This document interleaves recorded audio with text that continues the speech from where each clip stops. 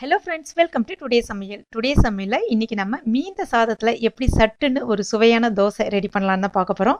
இது இப்போ எப்படி செய்யறதுன்னு பார்க்க ஆரம்பிச்சிடலாம்.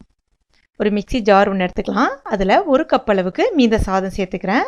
இப்போ இது கூட ஒரு 1/2 கப் அளவுக்கு தண்ணி சேர்த்துக்கலாம். இப்போ இதை நம்ம அரைச்சிடலாம். அரைக்கும்போது பார்த்திங்கன்னா உங்களுக்கு 3/4 பாத்திரத்துக்கு இப்போ அரைஞ்சி வந்திருக்கும். அதுக்கு அடுத்து தான் இது கூட 2 டேபிள் ஸ்பூன் அளவுக்கு வறுத்த ரவை சேர்த்துக்கிறேன். அதுக்கு அடுத்து தான் 2 டேபிள் ஸ்பூன் அளவுக்கு கோதுமை மாவு, அப்புறம் 2 டீஸ்பூன் அளவுக்கு கடலை மாவு சேர்த்துக்கிறேன். கடலை மாவு சேர்க்கறதுனால நல்லா உங்களுக்கு தோசை சிவந்து வரும். அதுக்கு அடுத்து தான் 2 டீஸ்பூன் அளவுக்கு நல்ல புளிச்ச தயிரை சேர்த்துக்குங்க. சப்போஸ் கொஞ்சம் புளிக்காத தயிராக இருந்துச்சுன்னா 2 டேபிள் ஸ்பூன் அளவுக்கு தயிர் சேர்த்துக்குங்க. இப்போ இது கூட இன்னும் கொஞ்சம் தண்ணி சேர்த்துட்டு நல்லா அரைச்சிக்கலாம். இப்போ இது அரைப்பட்டுடுச்சு நல்லா. இப்போ இது கூட 4 டேபிள் ஸ்பூன் அளவுக்கு அரிசி மாவு சேர்த்துக்கிறேன். அதாவது வீட்டில் இருக்கக்கூடிய பச்சரிசி மாவு சேர்த்துக்கலாம். இல்லைன்னா இடியாப்ப மாவு வச்சுருந்தா கூட அதை கூட சேர்த்துக்கலாம். சேர்த்துட்டு கொஞ்சமாக தண்ணி விட்டுட்டு நல்லா அரைச்சிக்கங்க. இப்போ இந்த பதத்துக்கு அரைச்சி எடுத்துக்கணும் மாவை. இப்போ இதை நம்ம வேறு ஒரு பவுலுக்கு மாற்றிடலாம்.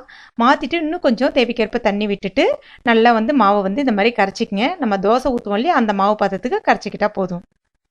இப்போ இதுக்கு தேவையான அளவுக்கு உப்பும் போட்டு நம்ம மாவை கரைச்சி ரெடி பண்ணியாச்சு. அதுக்கு அடுத்ததாக நம்ம தோசைக்கல்லை வச்சிடலாம். தோசைக்கல் பார்த்திங்கன்னா நல்லா ஹாட்டாக இருக்குது. மீடியம் ஃப்ளேமில் வச்சுருங்க. இப்போ கொஞ்சமாக தண்ணி தெளிச்சிட்டு அதுக்கப்புறமா நம்ம மாவை ஊற்ற ஆரம்பிச்சிடலாம். நல்லா நம்ம எப்பயும் போலேயே தோசை சுடுற மாதிரி நல்ல மெலிச தின்னாவே ஊற்ற ஆரம்பிங்க. இப்போ கொஞ்சமாக எண்ணெய் தெரிச்சு விட்டுடலாம். இப்போ இது மீடியம் ஃப்ளேம்லேயே கொஞ்சம் வேகட்டும். இப்போ பார்த்தீங்கன்னா உங்களுக்கு நல்லா சிவந்து வந்திருக்கு. இந்த சமயத்தில் நம்ம இதை திருப்பி விட்டுடலாம். இப்போ நம்முடைய மொறுமொறு தோசை இன்ஸ்டண்ட்டாக ரொம்ப சுலபமாக வேலை முடிஞ்சிடுச்சு. ரொம்ப சுலபமாக ரெடி ஆகிடுச்சு.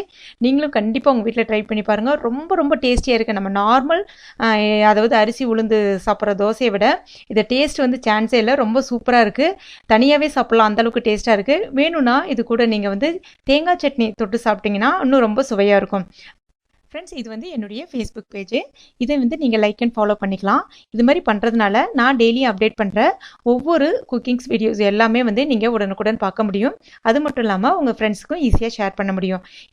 ஃப்ரெண்ட்ஸ், இந்த ரெசிபி உங்களுக்கு பிடிச்சிருந்துச்சுன்னா மறக்காமல் இந்த வீடியோவை லைக் பண்ணுங்கள், உங்கள் நண்பர்களுக்கும் ஷேர் பண்ணுங்கள். மேலும் இது போன்ற டேஸ்டி ரெசிபிகளுக்கு டுடே சமையலை மறக்காமல் இது வரைக்கும் நீங்கள் சப்ஸ்கிரைப் பண்ணாமல் இருந்தீங்கன்னா உடனே சப்ஸ்கிரைப் பண்ணிங்க. கூடவே இந்த பெல் நோட்டிஃபிகேஷன் சிம்பிளையும் அழுத்திக்கிங்க.